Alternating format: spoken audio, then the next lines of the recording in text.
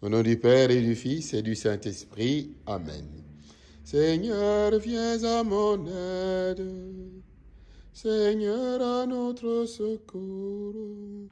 Gloire au Père et au Fils et au Saint-Esprit.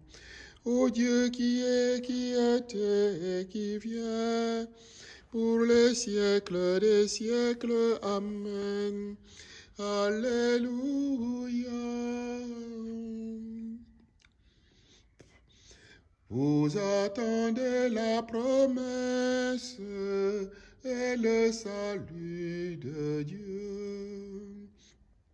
Vous aviez cru au Dieu vivant, vraie fille d'Abraham. Vous êtes pleine de grâce, Mère de Jésus-Christ. Bénie parmi toutes les femmes, Dieu même est avec vous. De vous naîtra son Fils très saint, qui régnera sans fin.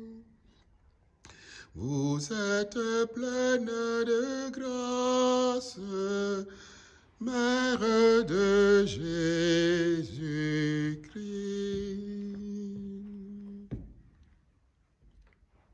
Le temps de l'Avent est aussi un temps où un père peut s'adresser à son fils et lui exposer une demande.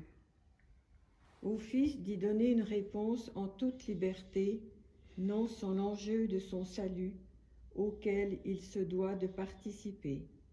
Alléluia, Alléluia, Alléluia, Alléluia, Alléluia, Alléluia, Alléluia, Amen. Écoutons à présent l'évangile de Jésus-Christ selon saint Matthieu. En ce temps-là, Jésus disait aux grands prêtres et aux anciens, « Quel est votre avis ? Un homme avait 2 fils.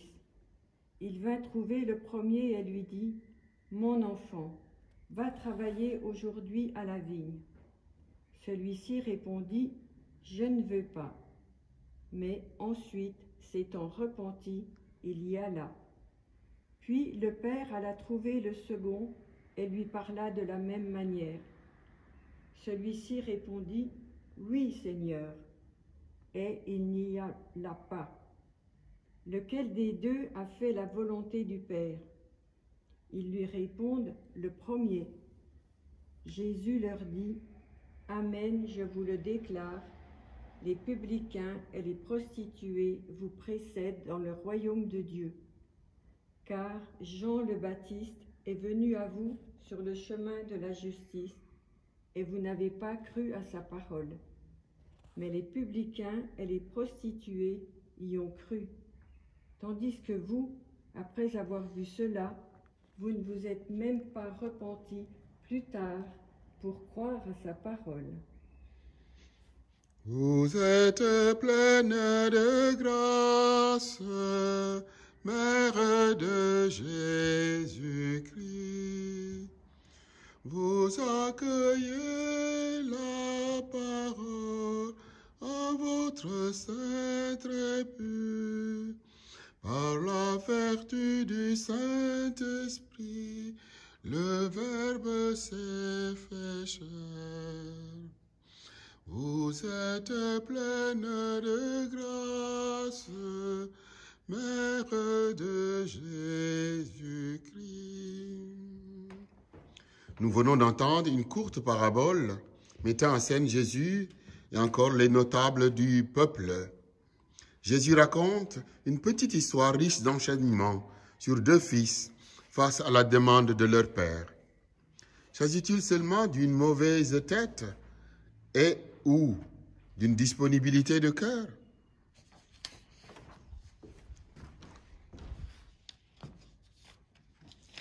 Oui, derrière ces figurines de fils, les pécheurs et les justes, non sans référence à Dieu, tentent de vivre leur expérience de foi, soit en obéissant, soit en refutant la loi de Dieu pour privilégier une autre liberté.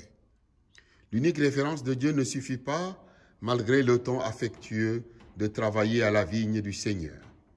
Mon enfant, certes il y a du travail dans le champ du Seigneur, mais la fidélité compose avec la réponse personnalisée.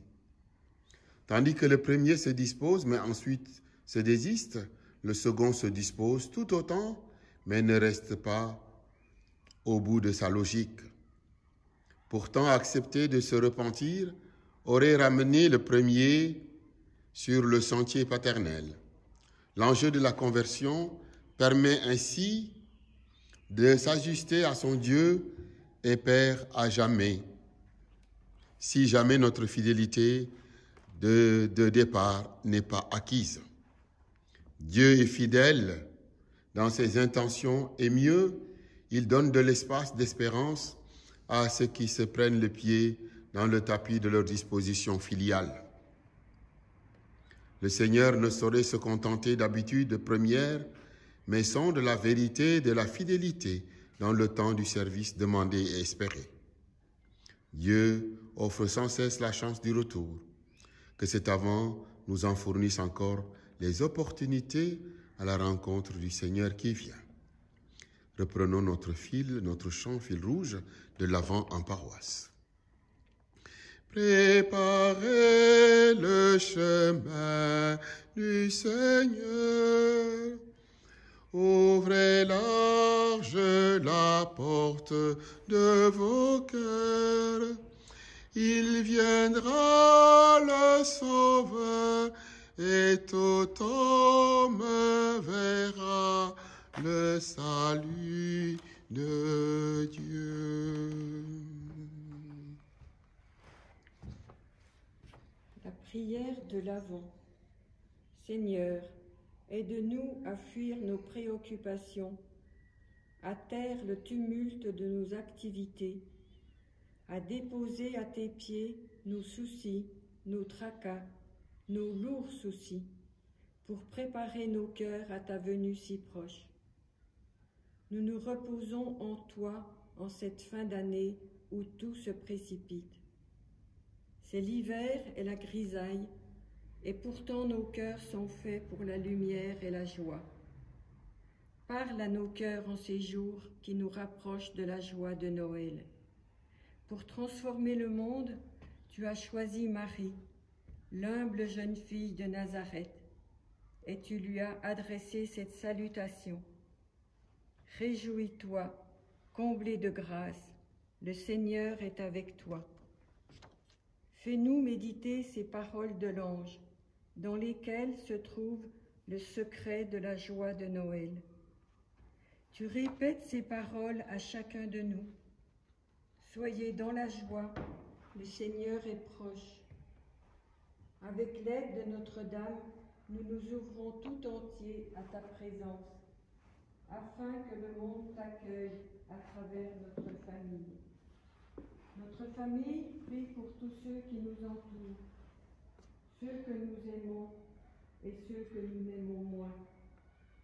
Prions pour tous ceux qui sont loin, tous ceux qui habitent cette terre où tu viens habiter et qui pourtant se ferment à ta lumière. Comment sera leur Noël? Viens, Seigneur Jésus, ne tarde plus. Amen. Bénissons le Seigneur, nous rendons gloire